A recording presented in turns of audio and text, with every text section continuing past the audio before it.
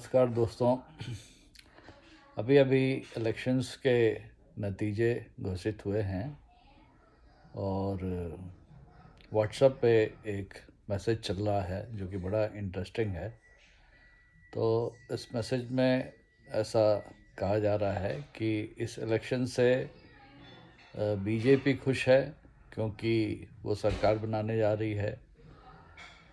कांग्रेस खुश है क्योंकि वो 100 के आसपास सीट ला रही है। महाराष्ट्र में शरद पवार और उद्धव ठाकरे खुश हैं क्योंकि उन्होंने अच्छा परफॉर्म किया है।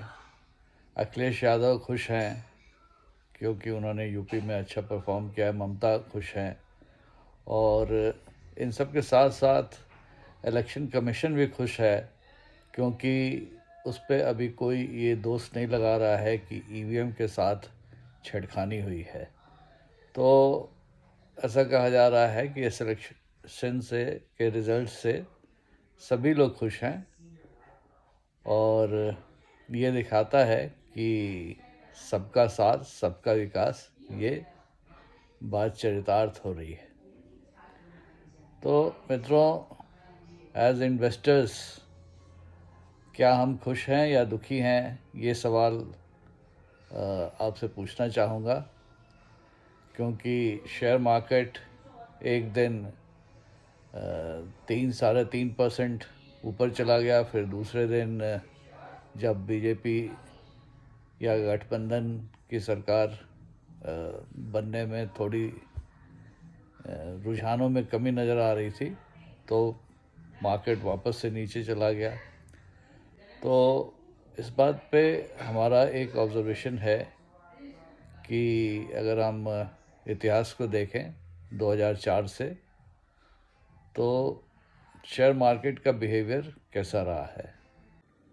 दोस्तों, अगर हम 2004 से अभी तक के चुनाव के नतीजे के बाद सेंसेक्स का उतार चढ़ाव देखें और ये भी देखें कि चुनाव के बाद 5 साल के बाद सेंसेक्स में कितनी वृद्धि या कमी आई है, तो हम देखेंगे कि 2004 के चुनाव के बाद इसमें नतीजों के बाद इसमें 11.12% की गिरावट आई थी, किंतु 5 साल के बाद सेंसेक्स 163.52% तक बढ़ गया और एक रिकॉर्ड लेवल 11,872 तक पहुंच गया।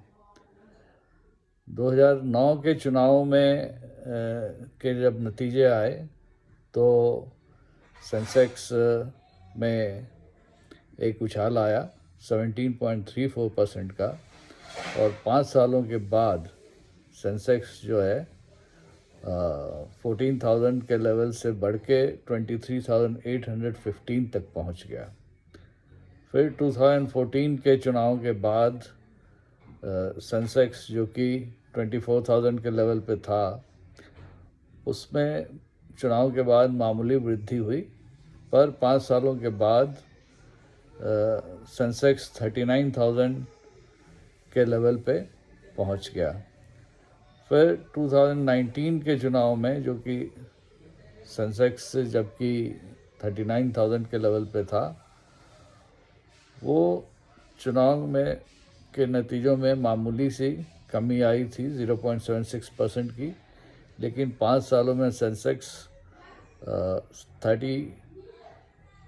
76,468 तक पहुंच गया जून 2024 में।